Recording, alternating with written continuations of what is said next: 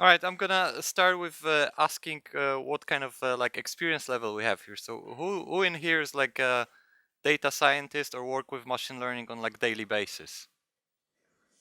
All right, cool. That's not gonna be very useful for you probably. And who has absolutely like no experience working with machine learning? Okay, it's gonna be more targeted towards this group, but probably other people find something in here for themselves, especially if you're interested with ML.NET. So yeah, my name is Michał. I always like to start presentation with this slide. This is a picture from International Space Station and shows like two places I consider home because I come from here in northern Poland, and a few years ago, oops, I moved to Sweden to join Treasure 37. That's the company I work for. This is the same company that Peter works at. We like to call ourselves technology partner, and we focus on like software security, quality and assurance, and also machine learning is something we're working more and more with. And this event is called Global AI Bootcamp, but we're talking a lot about machine learning. I always like to start my talks about machine learning, like talking about what's the difference between machine learning and AI. Because when you look in media, usually those things are kind of presented in this way, as something like dangerous that's coming for us and gonna take our jobs and take our lives. But reality is like much less glorious of the stuff we're doing. Um, and this is a jokingly quote, but somehow very close to reality. That if it's written in Python, it's probably machine learning. If it's in PowerPoint, it's most likely AI. Um, what and I think things looks a bit more like that. That AI is like this very wide term that a lot of things can go in, and machine learning is just like one of the ways to implement AI. And quite often you will hear about deep learning, and this is just like subset of machine learning. And when you look like on the Wikipedia definition of artificial intelligence, it's pretty like a fluffy. It's not very descriptive, and also I find that AI is I'm talking about AI right now, and I think AI is this kind of like a white rabbit that we're chasing, but we never can catch it. And with the time, what we feel as AI changes, because like in the 40s, this was considered AI. This is ENIAC, and computer that was designed for calculating ballistic tables for U.S. Navy artillery, and it was like the electronical brain, the like top of artificial intelligence for that time. But now our phones have a more computing power than this computer. In 90s we had like computers playing chess and winning against Garry Kasparov, and this was also considered something like amazing. A few years ago, computers started being more advanced games like Go or recently StarCraft. But because we kind of have more understanding how it's work, it's less magical. We don't really look at it as like artificial intelligence. We just because we, as we have more understanding how it works, it became more like, oh, this is like they use transfer learning for that and some decision trees to generate like moves and stuff. So yeah, and machine learning is more about like building algorithms, not by like coding them, but finding patterns in data you have.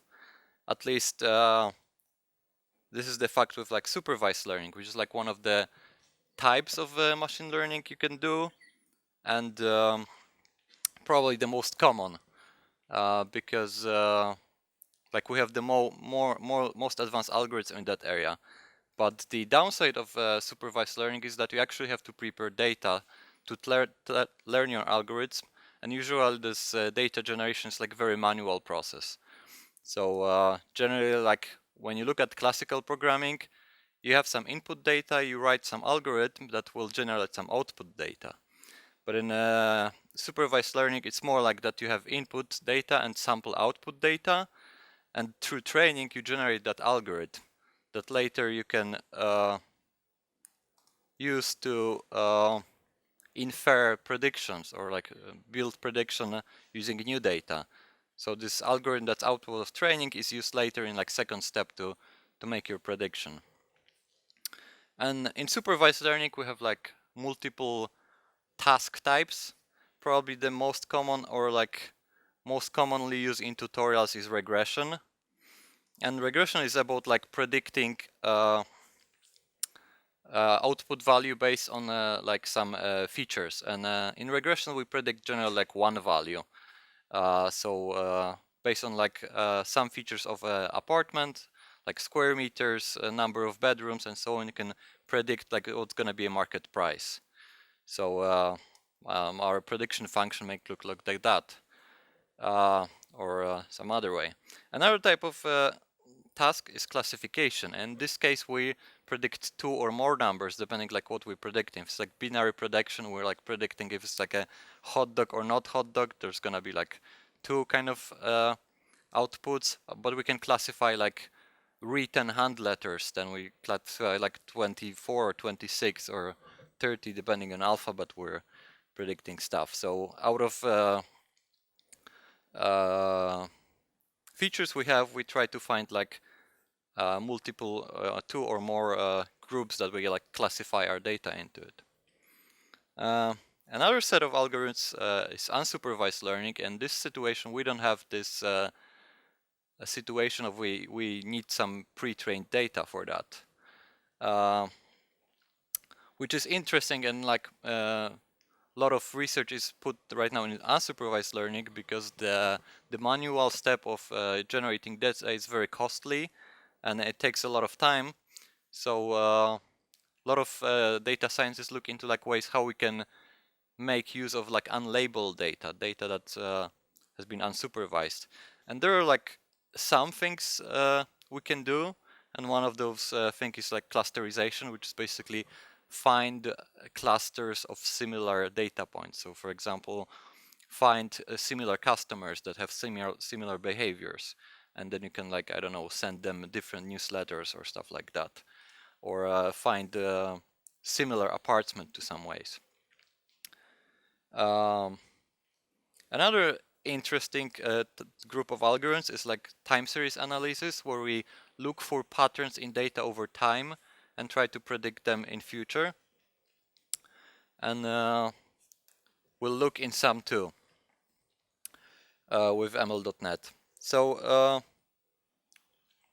let's very quickly go over like example how linear regression works if you don't have experience with that. So we quite often like to chart data on two-dimensional charts, and on the horizontal axis we'll have like our kind of input parameters, and on vertical we have like values that you know are output of these parameters. So like for this parameter we'll have this value, and by linear regression we'll try to find a function that translates our input parameters into our values, and then we can use that function to kind of make a new prediction on a new data. And functions basically are like a linear functions, especially are like straight lines that we wrote we can draw on this chart. And function has that property that it has value for every possible parameter that's on the horizontal thing. So it's there are no like discrete values. There's no like gaps between the data. It's like linear and continuous. And for on two-dimensional chart, we have like we describe functions with like two parameters, a and b. A is responsible for kind of like angle of that function, and b more like a starting point. So like if you use this example of like let's say like you get richer the older you get. It's a very theoretical example, but let's just go with it. If the a is bigger than 1, this like function will be steeper, just like you're making more money in more richer. And if b would be like bigger than 0, the function doesn't start in this like crossover. It will start somewhere higher. So like you have a better start in life. You have like rich parents, or you were born in Sweden, or wherever. In machine learning and data science, we quite often don't use like A and B like in mathematics. We quite commonly use W and B, because then it makes like also linguistic sense, because W stands for weights and B stands for bias. So weights are like how the parameter X is important, and B is just like some other biases that are like not depending on that parameter. And one of the classic example of like linear regression is predicting taxi fare, or like how much you will pay depending on like how long it was your trip or other data. So we're gonna use that example to like continue. So we have our data, and we want to fit our function or our prediction model to that data. And we use our feature like input data distance, and we want to calculate how much we will pay. So we start with just like straight line that are kind of gonna be a first guess. Doesn't really matter where you start, but you'll have some place to start. And then you have to see like how badly this prediction is from like a perfect solution. And for that you calculate what we call like cost function or error function. So basically we need some like we see with eyes that this function doesn't fit the data very well. That could be probably a better fit, but because we're doing like automatic calculation, like seeing it with us eyes is not enough. We have to find some like a numerical way of doing this, and calculating cost function is one of those versions, and probably the most common, or like one of the more common functions used in linear regression is square mean error. And if you don't do any mathematics, this already starts looking scary. There's like some weird Greek letters here and so on. But if you're a programmer, this thing is just like complicated way to show a for loop. So for elements between 1 and m, we do some like calculation. We basically calculate the difference between our prediction and the actual value.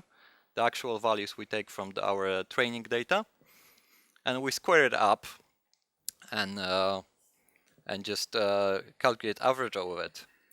Squaring has two benefits.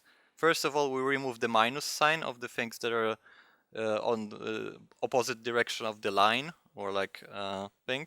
So we just calculate a number that's positive. And also, when you square things up, the more far away you're from the like perfect line, the more fine you pay. It's like more expensive for you. So it's also makes the data that's like out of the perfect line more costly for error. So but there are other cost functions. Basically, you need something that will indicate that data that's not matching your line very well will increase that cost. But this function is fairly simple to calculate and yields good values.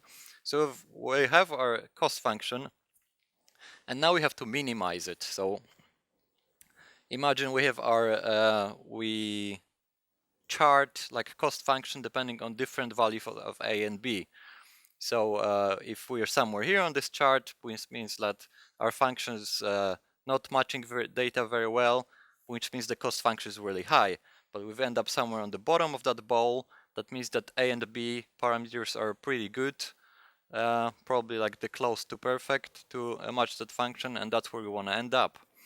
And basically, learning in linear regression is like minimizing those functions. So finding parameters a and b, or w and b in our data science nomenclature, that will cause the cost function to be the lowest. It's not gonna be like 0, but we're trying to find, I mean, it would be 0 if all points lay on the lines, and we're never gonna have a perfect data like that.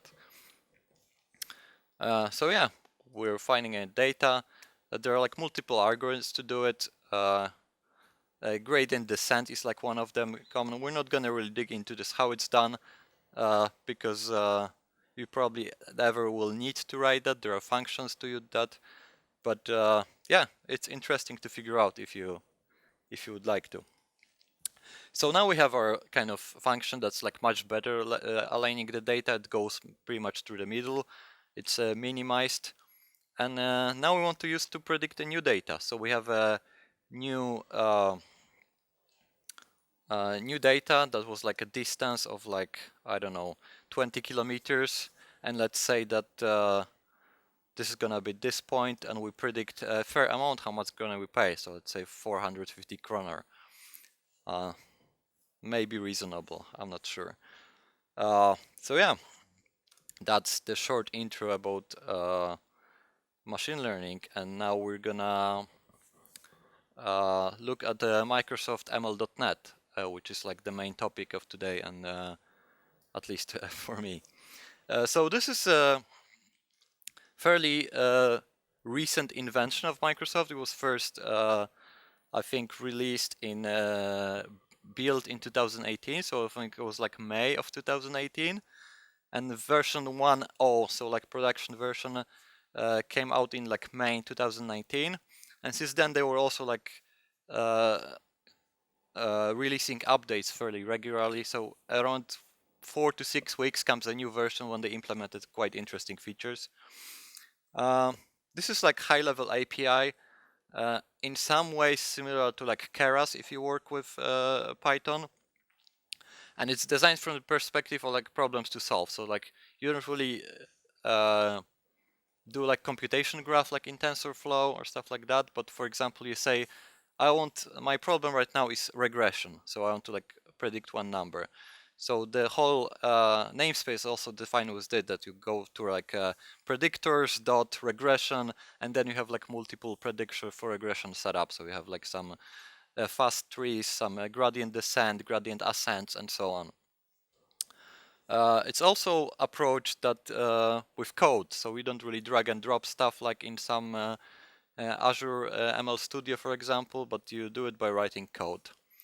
Microsoft claimed that's the technology that they used in Microsoft internally for many years, in products like Bing or some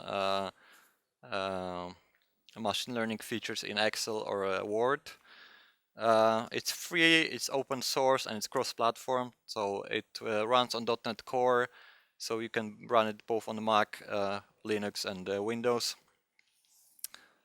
Yeah, as I said, it was announced in May 2000, and currently at the version 1.4, and I think it's like for what they built in, it's quite ready. So for example, we have a lot of regression algorithms, we have a lot of classification algorithms. Actually, they have a fairly good website on GitHub where they have all the samples that they made by themselves. I'm gonna use those samples in demo too, so you can see like for binary classification, and they show like experiment with like sentiment analysis, credit card fraud detection, and so on. Multi-class classification, so like some classic example from machine learning tutorials, like classification of iris flowers, of handwriting, digits recognition, and so on. Regression for like predicting price, sales forecasting, and so on. So you have a lot of those examples, and you can see like this, they show like from perspective like machine learning tasks, so like binary classification, so on. And in code, it's organized in the same way. On the other hand, they, for example, don't have support, or at least built-in support for neural networks. So you don't really, you cannot really work with neural networks directly, but they can take in pre-trained models in ONNX format and also like TensorFlow format. So if you have like models that you trained in TensorFlow, you can import them and use at least not training, but you can do inferring or predicting data based on those models. So they did a smart thing, like instead of like they know they're not gonna like implement those features quickly, but it made it possible to use like other technologies that are industry standards to use that within. Cool. So I'm gonna now show a few code samples. And we'll start with the taxi for prediction, which is mentioned, which is a regression problem. I'll try to make it a bit bigger. Okay, so this is a very simple program that's actually just have like a building model, testing prediction. And you can see they use quite often like objects called ML context. This is something you have to like initiate and use across the program. So like if you work with entity framework, it's kind of similar context. You have also like entity framework context. So like in between like different operation, you pass around this context that like hold information about your input data, your train, and so on. So yeah, there are like a loader that allows you to loading data. You can load classically like from text file, from CSV file, from database, from like REST APIs. So there are like multiple loaders implemented. Then you do some data processing. So you can remove like some outliers in data. Like for example, this data set of taxi rides have a common problem that there's like 1,000 rides that cost 0, and they cause a lot of problems with your predictions. Those are probably like cancelled taxi ride or stuff like that, but they're still in the data set. So like a lot of the big part of working with data science is actually cleaning data. The actual building models and prediction, the glorious parts are usually at the end, and you spend a lot of data cleaning data. So there's like whole kind of pipeline when you pre-process your data. So there's like different transfer for like renaming columns, copying columns, joining into one thing, and so on. Because sometimes you want to generate new features out of features you have, or recalculate new features and so on. So they do it this way. And they have quite a lot of good tools for that. So that's cool. And then step 3 is actually training algorithm. So this is like the like you pick what kind of trainer you have. So as I said, with regression you'll have like multiple possible trainers. So here, like what I see straight away is like online gradient descent, SDCA, and Poisson regression. So as you can see, as you're .NET developers, you probably are familiar with the concept of like dot-driven development. You press dot on the object and hope for the best, and this enables this. So that's good. And then the whole kind of training thing is like one-liner, like you feed with your training data, and you have object that's your trained model. And to get your predictions, you basically like transform and train model, passing like your test data, and also you have built-in whole metric systems. You can calculate, you know, the error, the I don't actually remember what we calculate is, but if I fire up, we'll see. Another thing, like we trained our model, we can save it to a disk or to the database. So it's not like you have to, in every run of application, to train model. You just train the model, you save it, and then you can have like another application that will just load this trained model, or I don't know, different view in a web application, and will use it to predict values. So that's also useful and quite common. So I'm just gonna run it and see what it outputs, because I don't remember in metrics, and we can look at this. If it fires up. Cool.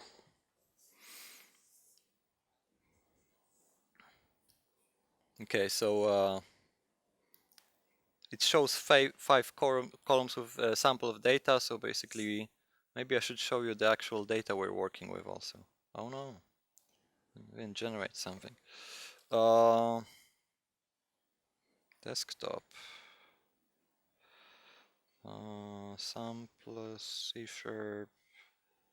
getting started, and that was regression, taxi fare prediction. Data. Nope.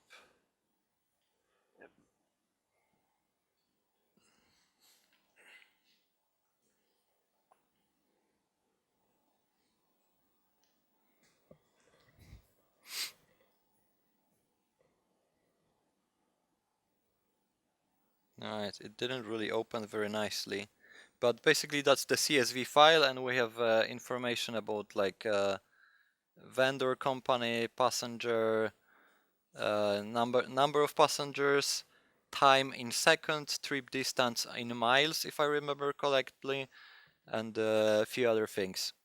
So when we see that input of the data, it actually shows sample rows. So what kind of vendor, rate number 1, whatever that means, 1 passenger. I don't know what does it mean that it's 1 passenger. Anyway, oh, it's probably because we what it shows is also data columns that are like normalized. So you'll have like yeah. And yeah, for after training we have those metrics calculated. So this R2 score, loss function, absolute loss, score loss, and so on. And then we have actual predictions on the other set of data. So I didn't say about it, but usually when we like train machine learning models, you don't use all your data for the training.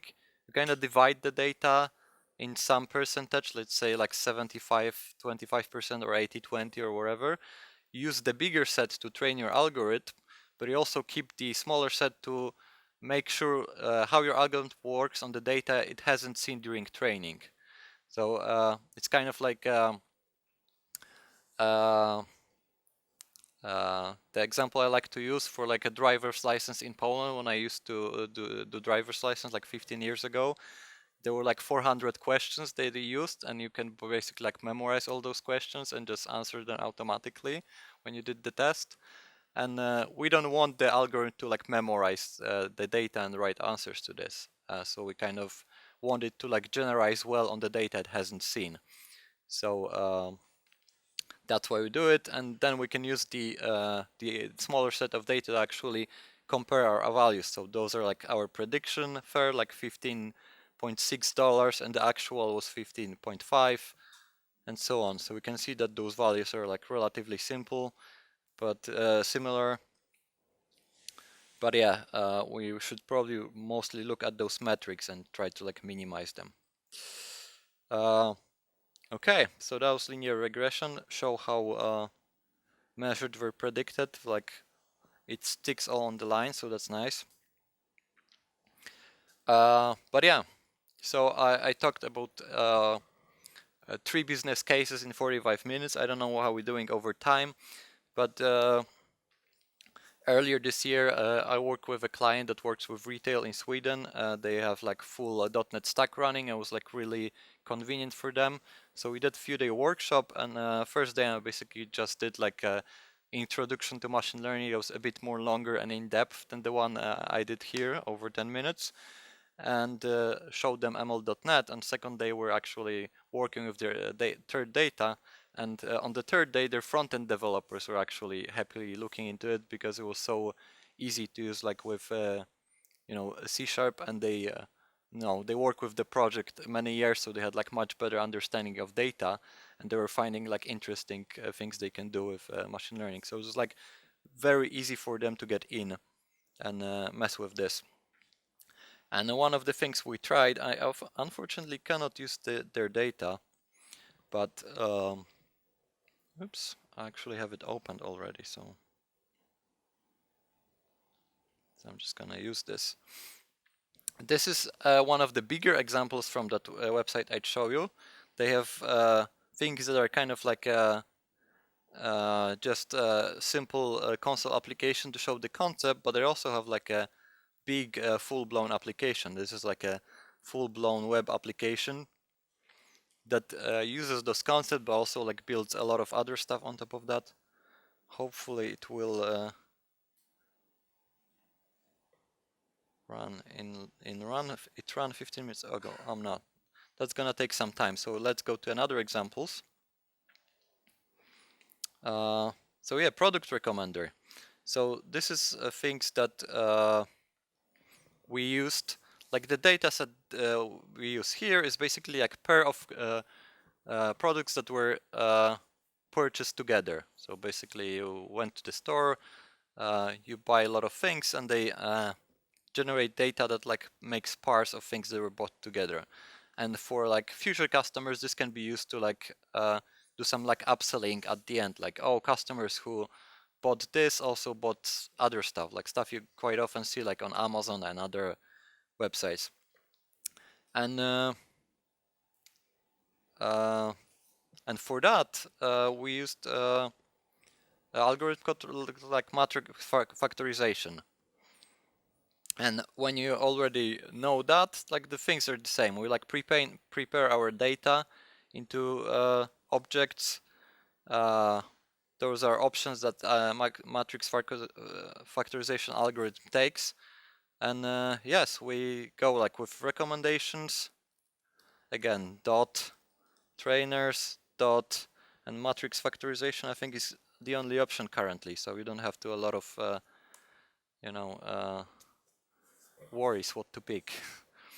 And same, like one-liner to feed. We have our prediction engine, and we can use it to predict.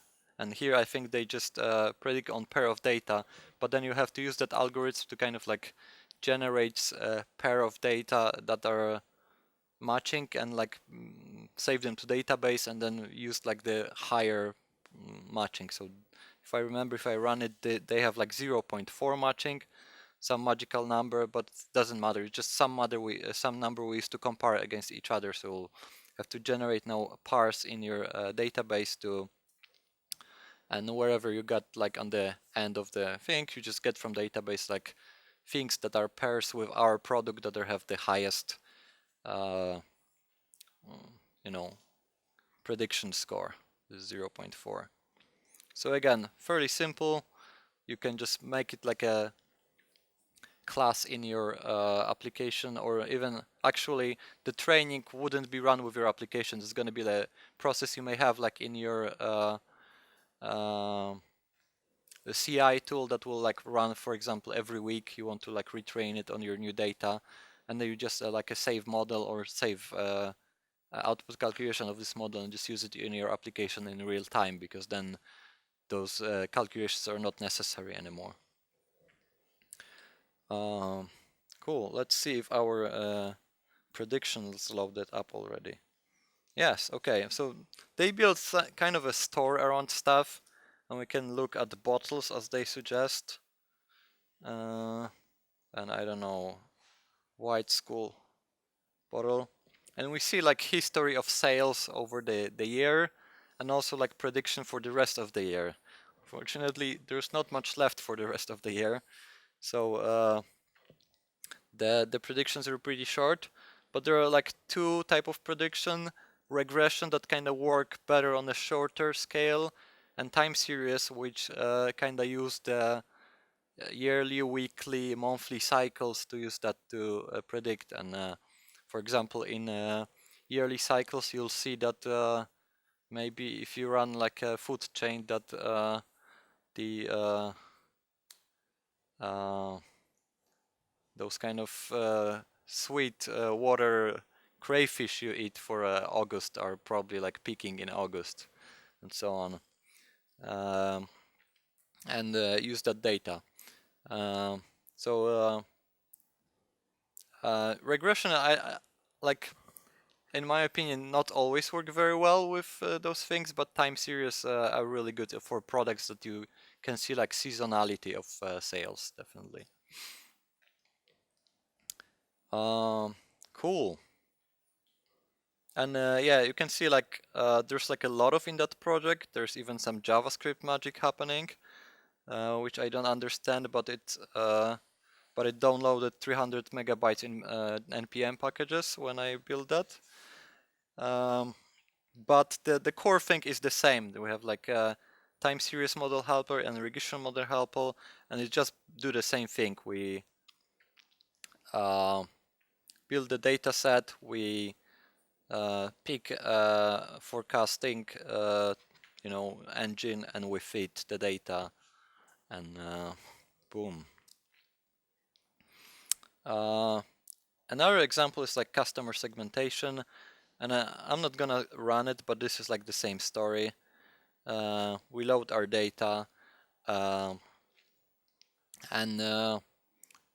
customer segmentation is like it's non-supervised learning, so we actually don't teach against data, but we still use some kind of process of learning, and we get output and so on. But I want to get back to the taxi example and show you some. Oops, that's my advent of code, I think. No, it's not. It's it's still the machine learning stuff. A lot of weird stuff, but I wanted to see because recently Microsoft have been pushing something they called AutoML, which does like a bit more automatic approach to ML. So let's say you know your problem is regression. Again, you predict one number, but you have no idea which model will, or which like which kind of like algorithm will do the best. So yeah, we can like press the dot and try for each of them. There are multiple of them, but we can use something called AutoML, or they call it like experiment result, which basically what it will do, it will automatically go through all the training models and see which of them will act the best on your data, on the type of data set you have. You can set a time. It says like here experiment time is 60 seconds. So I'm not sure if it's like enough, but let's try it and see what it can figure out over 60 seconds. So again, we're loading the same like taxi data, and now it's running AutoML regression using different training algorithms. So I can see like SDSA that I used previously, FastTree, all that. Well, there's a bunch of them, and it also tries different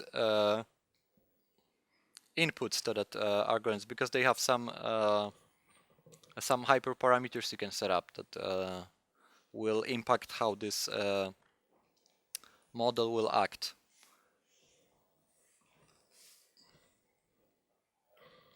Yeah.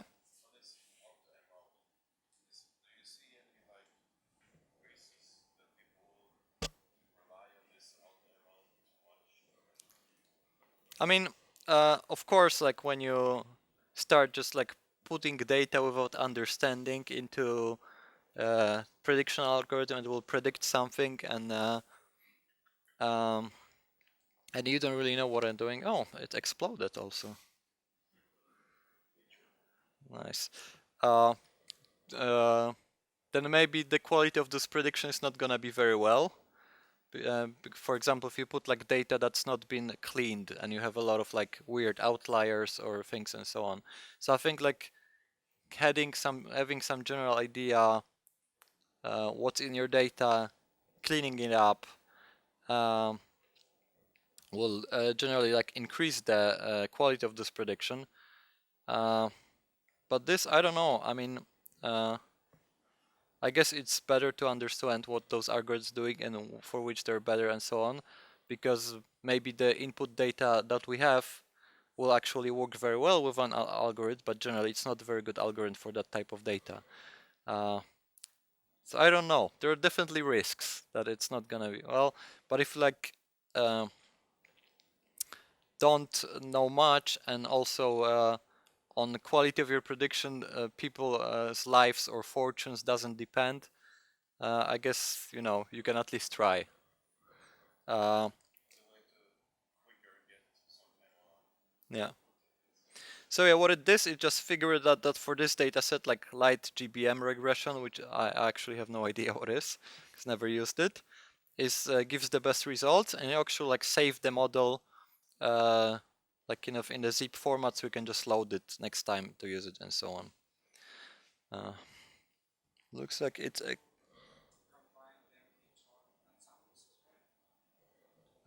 what do you mean by ensembles? Yeah.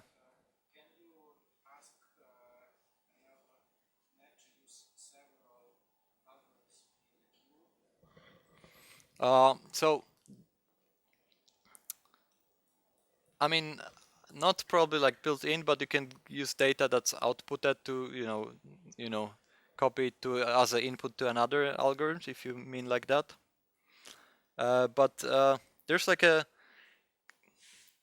one of the calculation or like programming models is there's like a pipeline you can build and add stuff to it. You can add transformers, predictors, and so on.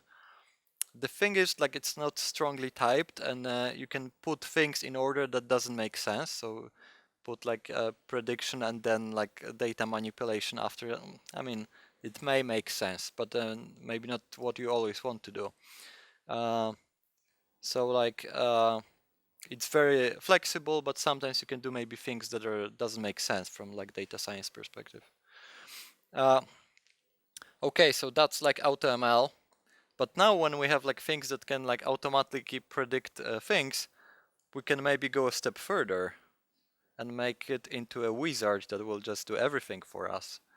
So what Microsoft released recently is a model builder, which basically do file, new project. I want to add machine learning to my project. My problem is like sentiment analysis. This is my input data. Do magic. It's doing magic.